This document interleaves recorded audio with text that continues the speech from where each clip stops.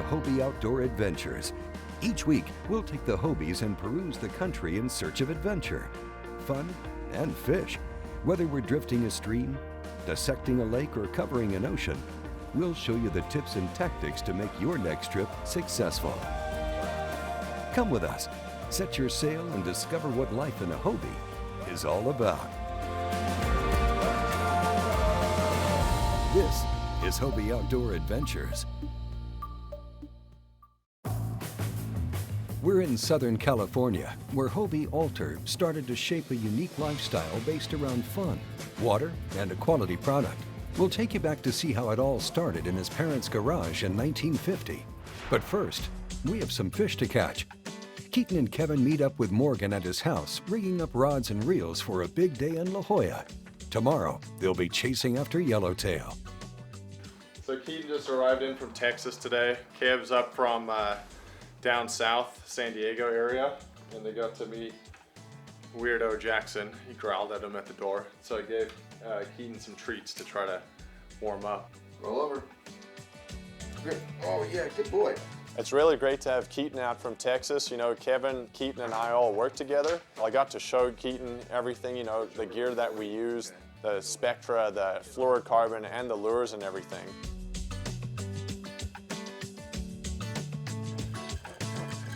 We're spooling up with 65-pound Power Pro. This braid is real coarse. It's got a lot of teeth to it to help cut through that kelp. You know, last time Morgan and I went fishing out here, we caught a lot of bait. We caught bait and that was it. Put your braid on there where if you squeeze that spool, it doesn't move. It's rock hard, you know. And you want to cross it over a bunch too, so when a big fish hits and that line's peeling off the reel, it doesn't bite into itself. So. Southern California fishing can be really difficult sometimes, but it can have its days, amazing days, where you catch multiple species, multiple fish. Summertime is going to be great. We have tons of yellowtail right now. And this year is really, really special because it's El Nino, which causes the water to be a lot warmer. Fish get a lot more aggressive because they're hungrier. And we're catching weird stuff like tuna, dorado, marlin even, within kayak range. So who really knows what we're going to catch, but there's just a lot of options right now.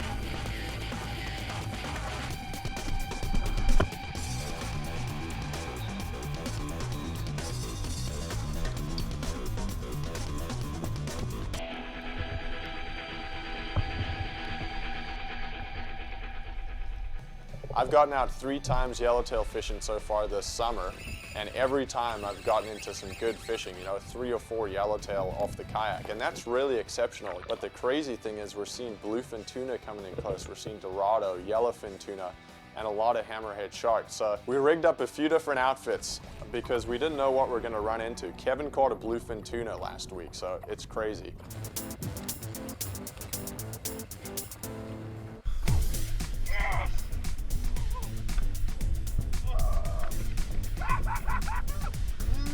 Tuna.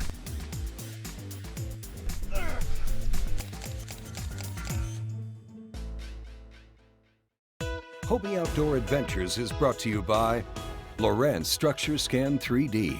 Find, navigate, dominate. Rhino Rack, the world's most useful roof racks. Power Pole Micro Anchor, swift, silent, secure, and small.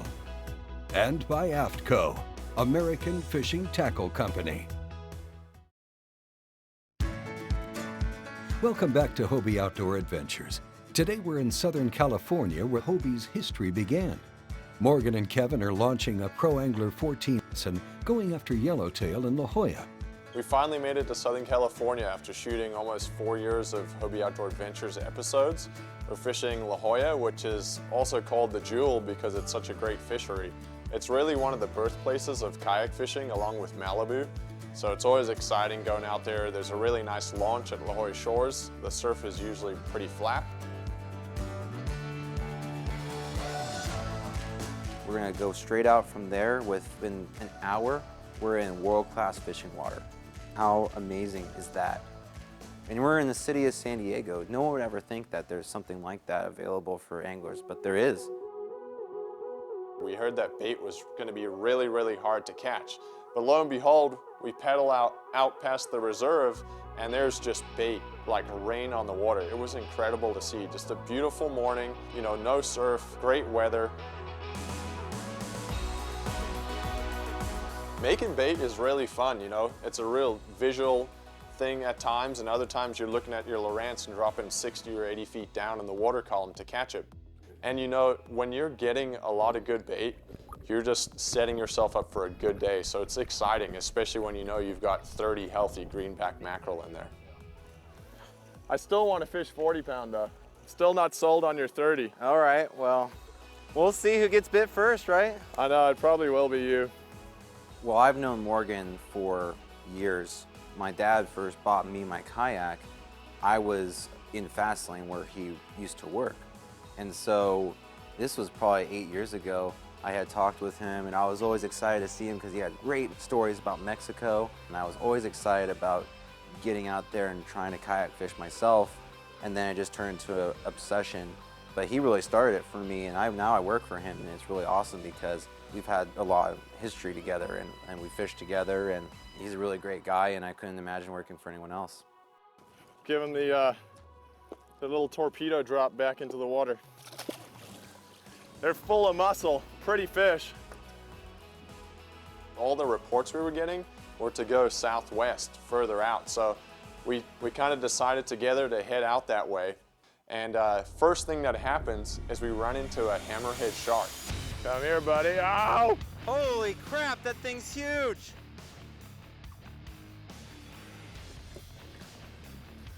Well, Kev, we got a little bit of action here, playing around with hammerheads. He's right here, dude. That's about a 9-10 foot shark. He's coming back. He was a good sport. He hung out for a while so we could get him on TV and show you guys what he looked like. That's a big shark. Yeah, that is. Look at that. He's definitely inquisitive, this guy. Yeah, He's right there. right there. What a big shark. Oh, here he comes, here he comes. He's coming right in on it.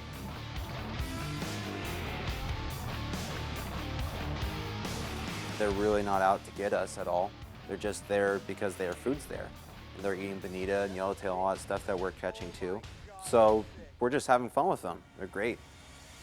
Yeah, look at the sea lion chasing him. That's so bizarre. Look at this. We got sea lion chasing a hammerhead right here. Yeah. El Nino going on. Kevin caught a bluefin tuna last weekend. This is crazy. We make it out to the northwest corner, and Kevin's confident in this zone, so we start trolling up and down and up and down, and we're not catching anything.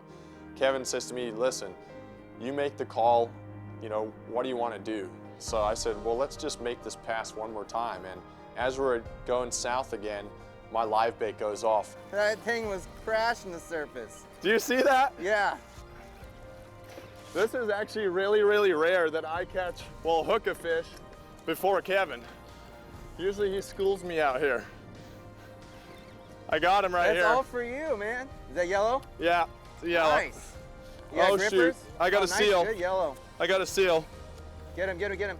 So we're out there fishing, and the sea lions were pretty bad. They were following our kayaks around, sometimes 4 or 5 of them at a time. And as soon as we would put a live bait out, they'd run up to it, grab it, bite it off behind the head, and kind of sit there laughing at us going, thanks buddy for the free meal. So we try to leave that area and try to find a different area. Sometimes they'll follow you, but the best thing to do is sit, stop fishing, sometimes wait up to 20 minutes for them to go away. You're in an environment where there's lots of other critters out there, and you got to pay attention and respect to them. Nice, about a 20-pound fish here. It's wrapped up in my line, but planning on letting him go. Finally, Kev. Yeah. It's about almost 1 o'clock in the afternoon here. We have been trying hard, and honestly, It's been a lot slower than we expected, but you can see them. Beautiful, beautiful fish. Man, this is just gonna be like feeding him to the seal. I might end up just keeping this guy. Seal's just waiting. Yeah. I don't know, we could change it. He's out, he's over here. He is? He's over here, go, go, go. All right, we finally got one. Woo! Now let's see if we can put a few more on the kayaks, Kev. Yeah, let's do it. Hobie Outdoor Adventures will be right back after these messages. Welcome back to Hobie Outdoor Adventures. We're in the famous San Diego's Jewel by the Sea, La Jolla, California. Morgan and Kevin are out chasing for yellowtails. This was towards the end of the day.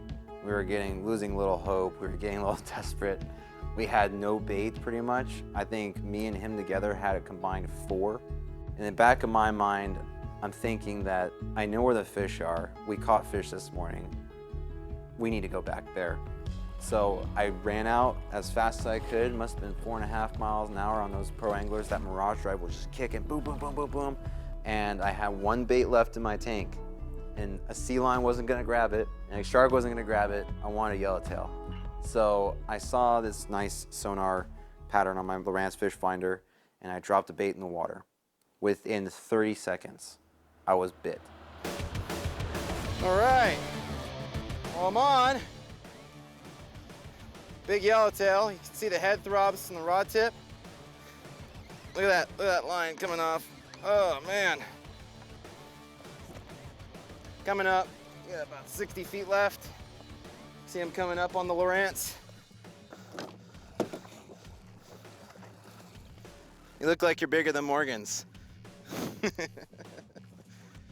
Ah, yeah! Woo! Oh, it's so beautiful. If you look on the back here, see how dark green it is? That's when they get old enough to get that kind of coloration. And usually the ones that are big like this, they live around here in La Jolla for a while. It just felt so good after working so long the whole day, not having anything happen for such a long period of time. I didn't even catch a yellowtail up until then. So to get that fish, get it up, pull it up, and just look at it, it was a beautiful thing. It was poetic. And I took the hook out, we sent it back in, swam out for another day, and hopefully it'll be caught another day. So at this point, it's getting a little later in the evening. We're considering maybe even pedaling back in, but we're adamant on sticking it out for this evening bite. So we make our way back out to the northwest corner. You know, after Kevin had caught that second fish, we're confident in that 110 to 120 feet zone of water. So we make it back out, and a big charter boat pulls up, one of the local charter boats, and they start chumming the water, and they can really get a lot of activity going. So Kevin kind of goes around the bow, and I kind of went past the stern, and we started throwing surface iron, and then I got bit. Yeah! Bird's doing some diving over here, and made a cast, and this fish came by, hit the iron once, and came back and smacked it again right next to the boat. All right, buddy, come on. Oh no, got me in the bull kelp. It's what these yellowtail do. They're dirty fighters. But you just gotta keep pressure on them with the braid, and hopefully it saws through. He's still on there. Yep, come on. Yeah, he's still there. Oh, come on. Get him in, baby! I'm trying, Kev.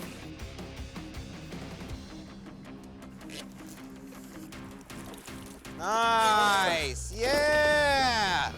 Look at that surface iron hanging out of his mouth. Traditional Southern California surface iron. Courtesy of Kevin. It's caught fish. He gave it to me, told me to throw it. Threw it like 3 times, and I caught this puppy. Yeah, Woo! that is awesome. Man, I got worried there for a second when he had me kelped. What do you think, Kev? You want to cut him up and do some sushi, or should I let him on his way? It's up to you. What do you think? I don't know, maybe I'll let him go. All right. Bye, buddy. Yeah! That was awesome. On a spinning rod, on my St. Croix, that was perfect. What a perfect way to end the day. One of the coolest things about being in La Jolla, and on a kayak specifically, you know, a boat's great. You just don't get the same respect for nature and the fish you're catching as a kayak because you're so close to the water. It's a very more intimate relationship between you and everything that's going on. From the pelicans diving onto the bait, to yellowtail eating on the surface of the water, and just looking at the bait fish below the water. You know, that's something that we just don't have an appreciation for until you're right there with it. Coming up, we'll take you back in time to 1950, when Hobie's legend began. Hobie Outdoor Adventures has been brought to you by Daiwa, advancing the sport of fishing.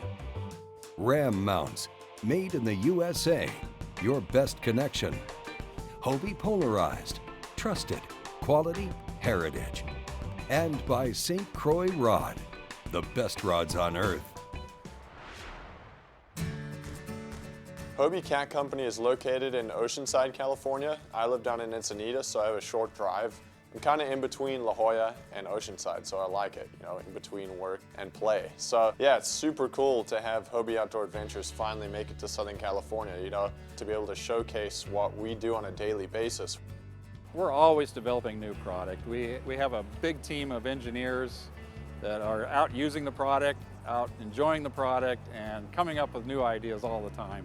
It's really kind of exciting what's coming in the future.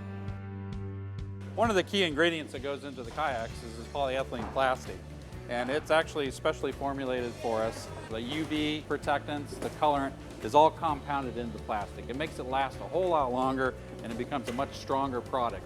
First, we prep the molds, and we put all the inserts in, we put all the graphics in. Once you put the plastic into the mold, they close up the mold, put it into the ovens. Once the mold is hot, the plastic will stick and plate out onto the mold surface.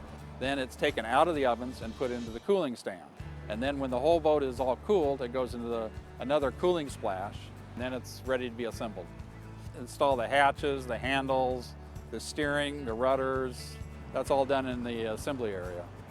The graphics are special. They're mold-in graphics. When the plastic melts, it actually becomes part of the boat. So it's not something that's going to peel off.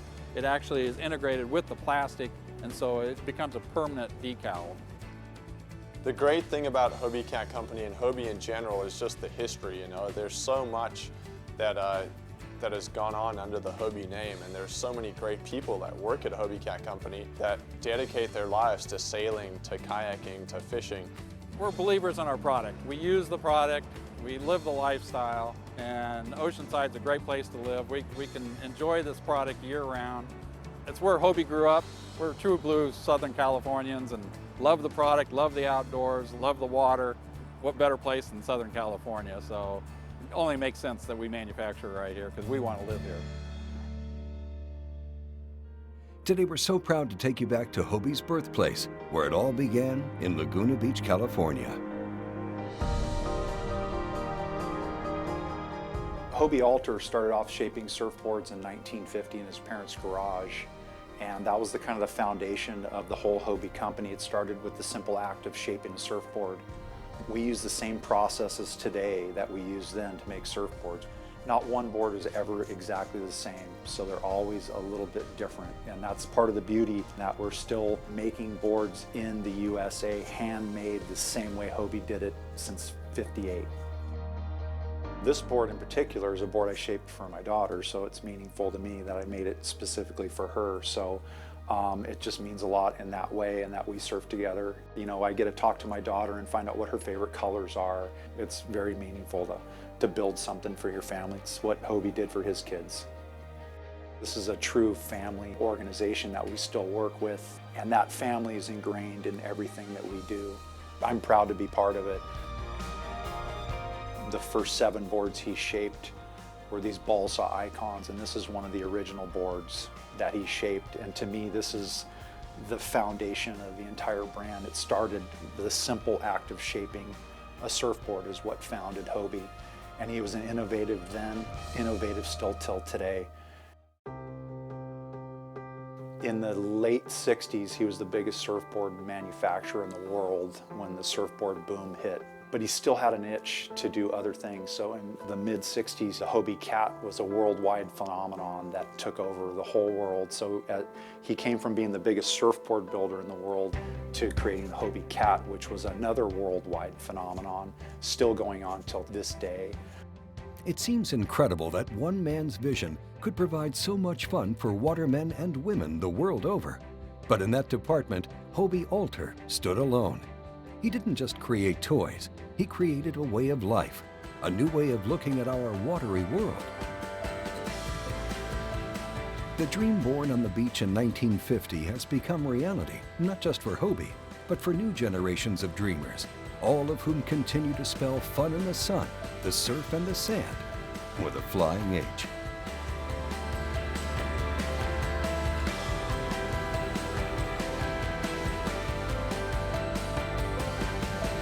Thank you for watching, and stay tuned for our next journeys on Hobie Outdoor Adventures.